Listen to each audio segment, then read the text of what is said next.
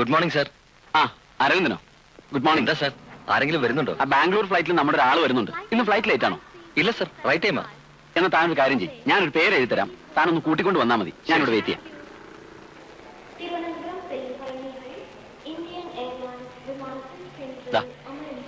Okay okay sir.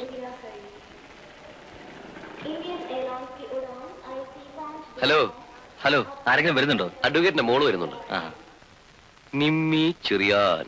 ഇതാരാ? നമ്മുടെ സജി സാറിന്റെ പാർട്ടിയാ. ഓ, ബാംഗ്ലൂർ ഫ്ലൈറ്റ് റൈറ്റ് ടൈമാ? റൈറ്റ് ടൈം ആണല്ലോ. തീപ്പെട്ടി ഉണ്ടോ? ആ തരാം. വീട്ടിലെല്ലാവർക്കും സുഖം തന്നെയല്ലേ? ജോലിയൊക്കെ എങ്ങനെയുണ്ട്? Your attention please. അങ്ങനെ പോകുന്നു. Flight number IC531 from Bangalore. has right time just ആണല്ലോ, arrived. നമുക്ക് അങ്ങോട്ട് Thank പോവാം. you. ശരി.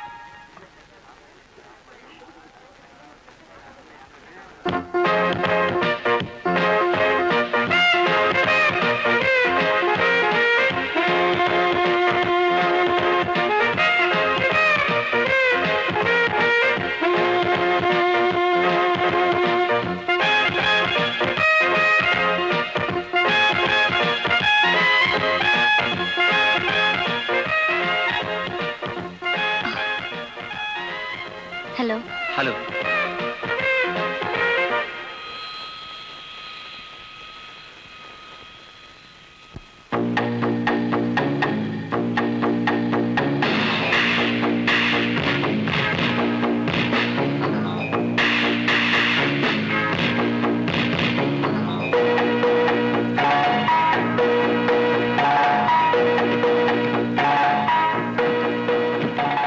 Okay sir. Thank you Aravindan.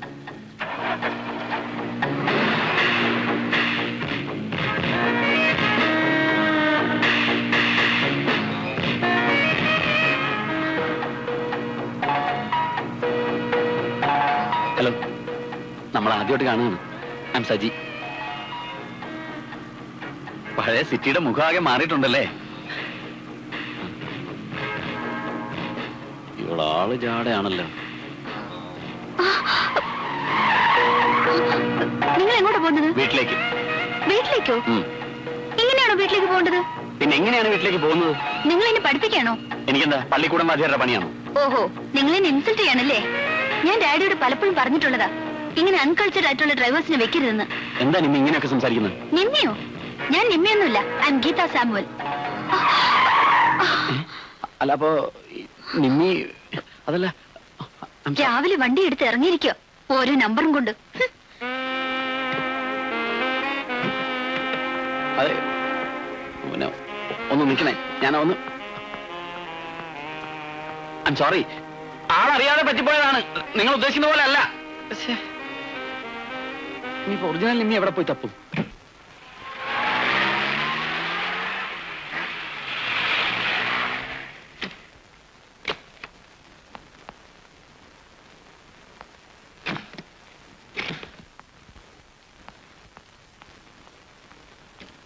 Daddy, daddy, മോളിങ് എത്തിയോ?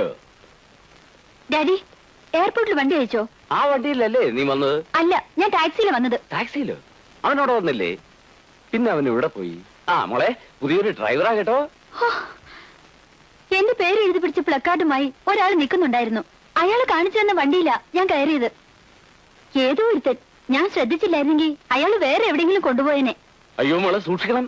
കിഡ്നാപ്പേഴ്സ് ഒക്കെ ഉള്ള സ്ഥലവാ. ഓരോ ദിവസം പേപ്പർ എടുത്ത എന്തൊക്കെയാ കാണുന്നേ. ആ, മോള് പോയി കുളിച്ച് റെസ്റ്റഡ്. ഡാഡി ഇന്ന് നേരത്തെ വരാം. മിടുക്കി.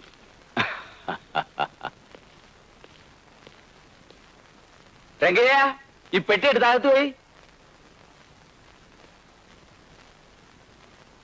എടാ, നീ ആദ്യമായിട്ടാണ് എയർപോർട്ടിൽ പോകുന്നത്? വെറുതെ എന്തിനാ അച്ഛാ എയർപോർട്ടിന് കുറ്റം പറയുന്നത്? ഇങ്ങനെ ഒരു അബദ്ധം സംഭവിക്കുമെന്ന് ആരെങ്കിലും വിചാരിച്ചോ? എന്റെ കർത്താവേ, ഞാൻ നിമ്മി എവിടെ പോയി അന്വേഷിക്കാനാ? അവളെ ബാംഗ്ലൂർ ഫ്ലൈറ്റ് പുറപ്പെട്ടിട്ടുണ്ടെന്ന് ഗ്രേസ് കുട്ടർ ഫോൺ വന്നു. ഫ്ലൈറ്റ് വന്നു പോയെന്ന് നീയും പറയുന്നു. അവൾ ആദ്യമായിട്ട് ഇവിടെ വരികയാ. ഈ സ്ഥലത്തെ പറ്റി അവൾക്ക് യാതൊരു ബോധവും ഇല്ല. എന്റെ കർത്താവേ, ഞാൻ ഗ്രേസോട് എന്നാ സമാധാനം പറയും? എടാ, നിന്നെ അയച്ച നേരത്തെ ഞാൻ തന്നെ പോയാൽ മതിയായിരുന്നു. എന്നാ പിന്നെ അത് മതിയായിരുന്നു. ഒരുമാതിരി ഡ്രൈവർമാരോട് സംസാരിക്കുന്ന പോലെ എന്റെ അടുത്ത് സംസാരിക്കരുത്. അച്ചായൻ പറഞ്ഞതുപോലെ നിമ്മി ചെറിയാണെന്ന് ബോർഡും പിടിച്ചോണ്ട് ഞാൻ നിന്നപ്പോ എന്റെ കാറിൽ വന്ന് കയറിയ പെണ്ണ് നിമ്മിയാണെന്നല്ലേ ഞാൻ വിചാരിച്ചത്. എടാ, നീ കാർ കൊണ്ട് ചെന്നപ്പോ കാണാൻ കൊള്ളാവുന്ന ഒരു പെങ്കുച്ചനെ കണ്ടു. അതിനെ എടുത്തോണ്ട് നേരെ ഇങ്ങോട്ട് പോകും. അല്ല, കാണാൻ കൊള്ളാവുന്ന ഒരു ചെറുപ്പക്കാരൻ കാറുമായിട്ട് ചെന്നപ്പോ ഏതോ ഒരു പെണ്ണ് ഇടിച്ചു വന്ന് എന്റെ കാറിൽ കയറിയതാ. അച്ഛൻ ഒരുമാതിരി ചങ്കി കുത്തുന്ന വർത്തമാനം പറയരുത്. എടാ നിന്നെ ഒന്നും പറഞ്ഞിട്ട് കാര്യമില്ല. അതാ ഞാൻ നല്ലത്. തന്നെ പോയേക്കാം. അല്ല ഞാൻ കൂടെ വരണോ? വേണ്ട, നീ വരണ്ട. അടക്കുന്നു അഴുക. വേറെ ഏതെങ്കിലും പെണ്ണിനെ വലിച്ചേറ്റി കൊണ്ടുപോവാ.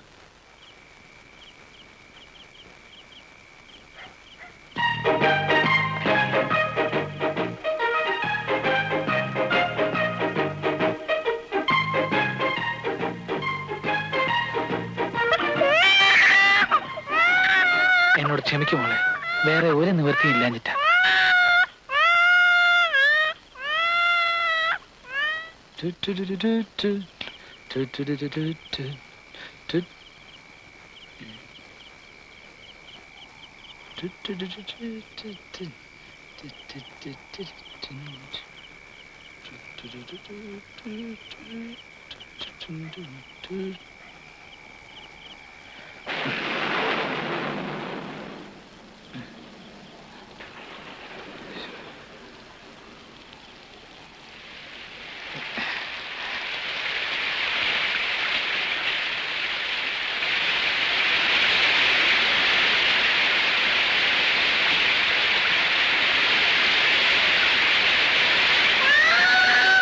ഈശ്വര, ആ കുഞ്ഞ്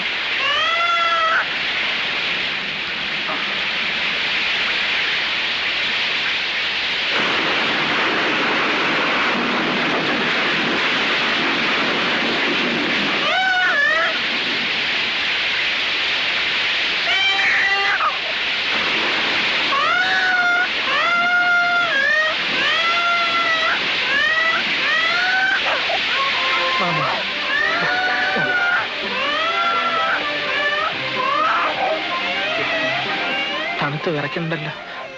എന്നോട് ക്ഷമിക്കും മോളെ, എന്നോട് ക്ഷമിക്കും. സാരില്ല കേട്ടോ, ഞാൻ തോർത്തി തരാം. ഇനി മോളെ ഞാൻ ഉപേക്ഷിക്കില്ല കേട്ടോ. മോക്ക് ഞാനുണ്ട്.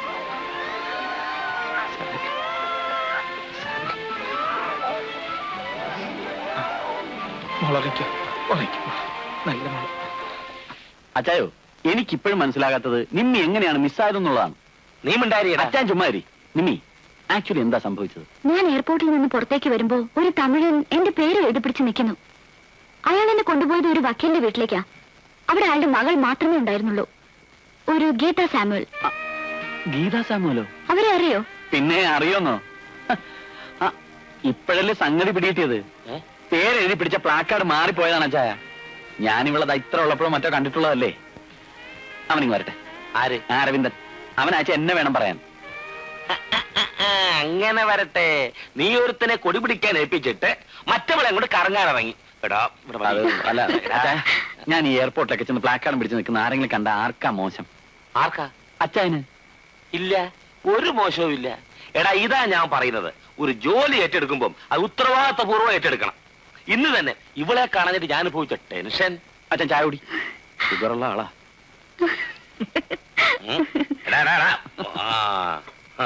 ഏതായാലും ഒരാഴ്ച മോളിവിടെ കാണുമല്ലോ. അതുവരെ ഇവന് ലാത്തി നീ സഹിച്ചോ?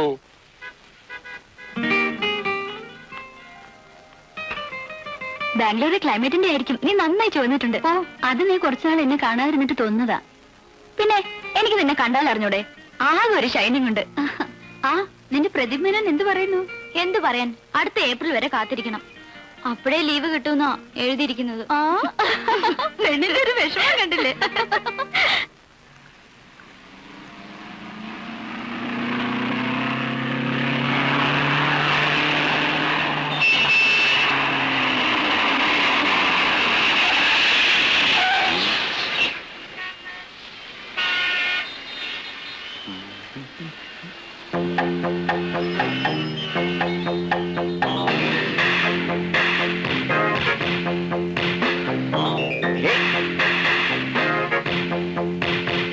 ഹലോ,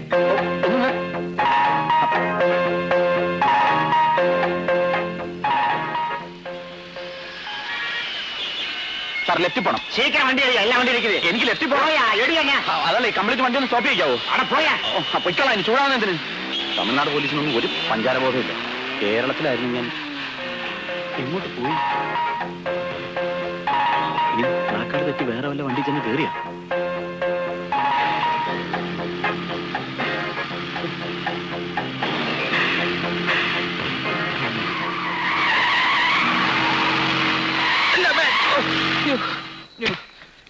വണ്ടിയിൽ അവിടുന്ന് തർക്കം பண்ண പോറിയാ? അയ്യോ സാറേ, എന്നെ മനസ്സിലായില്ലേ? ഞാനാ ലക്ഷറി കോച്ച്. താനെന്താ ഇവിടെ? ഞാനിവിടെ തന്നെ. അന്ന് വന്നതിന് ശേഷം പിന്നെ നാട്ടിലോട്ട് പോയിട്ടില്ല. അമ്മയുടെ അസുഖമൊക്കെ മാറിയോ? അസുഖം അത് പിന്നെ ഏതായി കുഞ്ഞ്? ഇത് എന്റെ കുട്ടിയാ സാറേ. തന്റെ കല്യാണം കഴിഞ്ഞിട്ടില്ലെന്ന് പറഞ്ഞിട്ട്? അതൊരു നീണ്ട കഥയാ. അല്പ തയ്യാറെടുപ്പുണ്ടെങ്കിലേ പറയാൻ പറ്റൂ.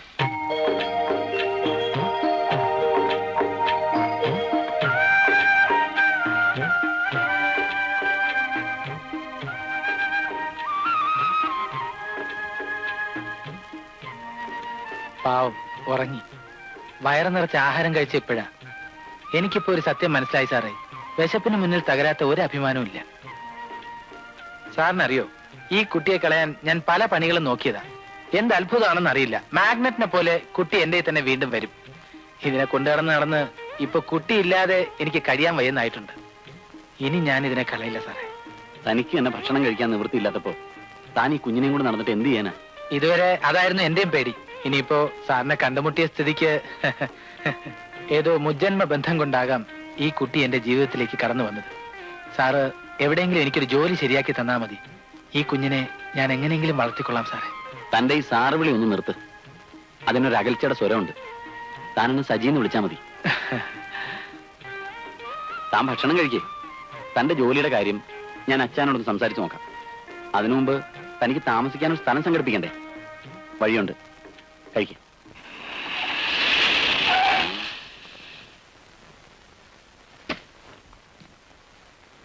അല്ല, ഇതാര്?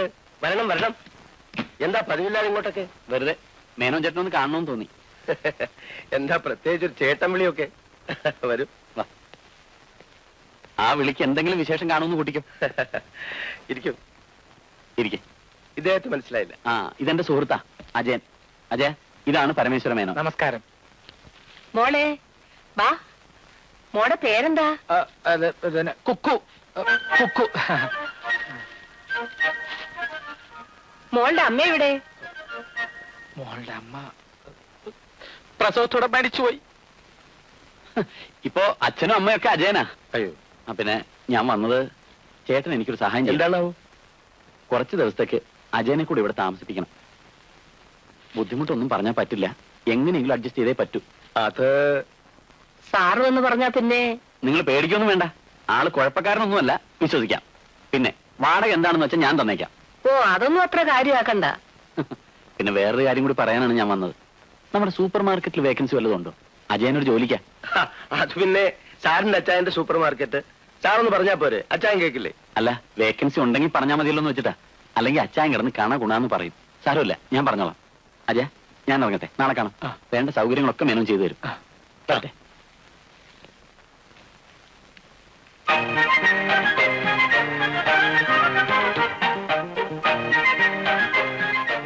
ആരാ? അജയൻ. നമ്മളാരാണാവോ?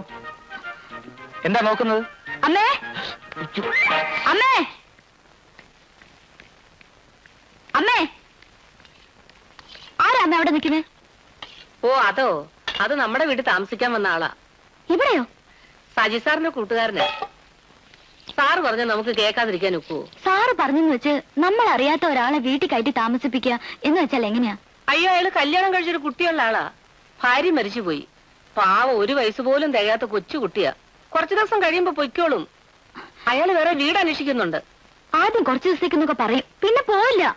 ഈ അച്ഛന്റെ ഓരോ കാര്യങ്ങളും. ആ മുൻവശത്തെ ഒരു മുറി മാത്രമേ കൊടുത്തിട്ടുള്ളൂ.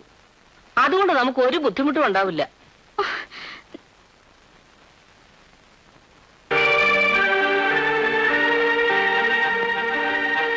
നോക്കൂ, എന്നെ കൊണ്ട് ഒരു ബുദ്ധിമുട്ടും ഉണ്ടാവില്ല. അഭയം തന്നിടത്ത് അവകാശം ചോദിക്കാനൊന്നും ഞാൻ നിൽക്കില്ല. വാവോ വാവോ വാവോ വാവോ വാവോ വാവോ കരയില്ലേ കരയില്ലേ കരയില്ലേ വാവോ വാവോ വാവോ വാവോ വാവോ വാവോ മോള് കരയില്ലേ. ഉണ്ണി വാവോ പൊന്നുണ്ണി വാവോ വാവോ വാവോ വാവോ വാവോ വാവോ ഈ കുട്ടി കിടന്ന് വല്ലാതെ കരയുന്നത് എന്താ? ഇപ്പൊ എങ്ങനെയുണ്ട്? കുട്ടിയുടെ കരച്ചിലുണ്ട്. എനിക്ക് പഠിക്കാൻ പറ്റുന്നുണ്ടോ? എക്സാമിന് തോറ്റാ അച്ഛൻ എന്നോട് ചോദിക്കരുത്. ഓഹോ, നിനക്ക് പഠിക്കാതിരിക്കാൻ ഒരു കാരണമായല്ലോ. കുഞ്ഞെന്താ കരയുന്നതെന്ന് ഞാനൊന്ന് നോക്കിട്ട് വരട്ടെ. കൊറേ നേരമായാലോ കുഞ്ഞു കിടന്ന് കരയാൻ തുടങ്ങിയിട്ട്. എന്താന്നറിയില്ല, പാല് കുടിക്കുന്നേ ഇല്ല. മോള്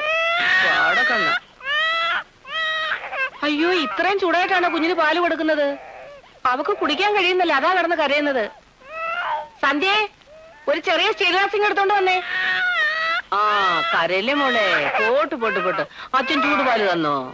അമ്മിണിക്കുട്ടൻ കരയല്ലേ? പോട്ടടാ പോട്ട്. വേണ്ട വേണ്ട വേണ്ട, പൊന്നു മോള് കരയല്ലേ. ഇതും തളിപ്പിച്ചേ. ആ കരയല്ലേ മോള്, കരയല്ലേ. ഇപ്പൊ തരാം, ഇപ്പൊ തരാം.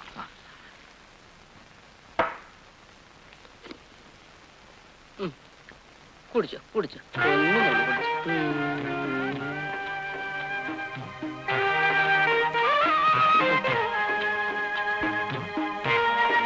ആഹാ, കരച്ചിൽ നിന്നല്ലോ. കരയുന്ന ഏത് കുട്ടികളെയും പത്മാവതി ഒന്ന് എടുത്താ മതി, ആ നിമിഷം കരച്ചു നിർത്തിക്കോളൂ. അതാ കൈപുണ്യം. അതെയാ?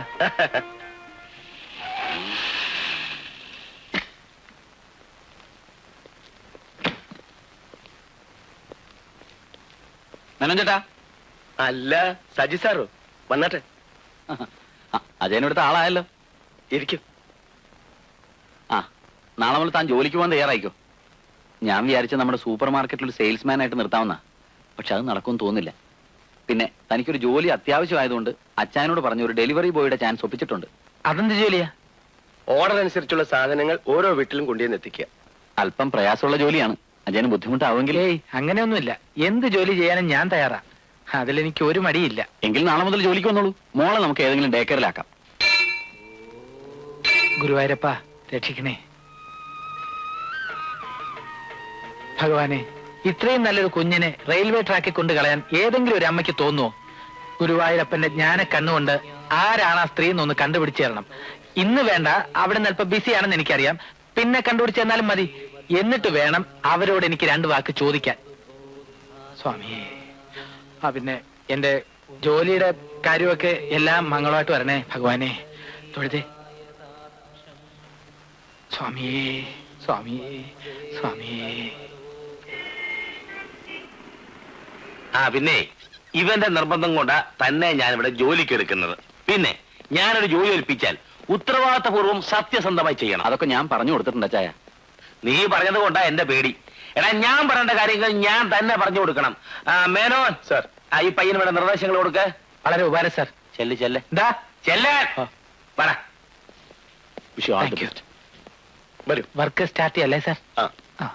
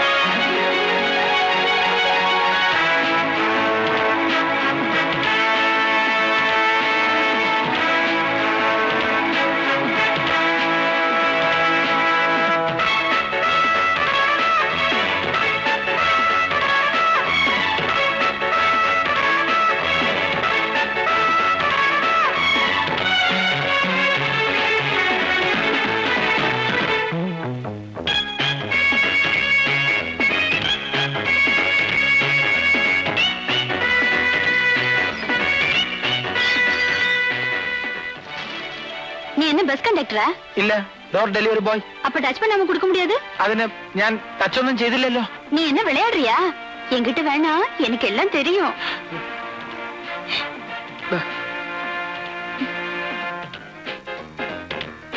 இந்தா. ഇത് രോഗം വേറെയാ, അതിന് നമ്മളെ കിട്ടില്ല. നീ പാതി നാൻ പാതി കണ്ണേ.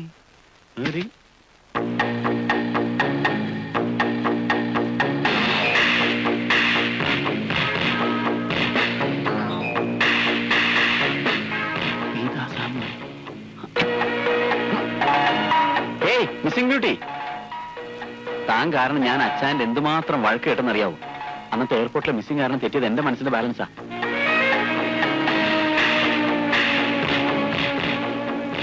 ഇന്നങ്ങനെ മിസ്സാവാൻ ഞാൻ പറ്റില്ല.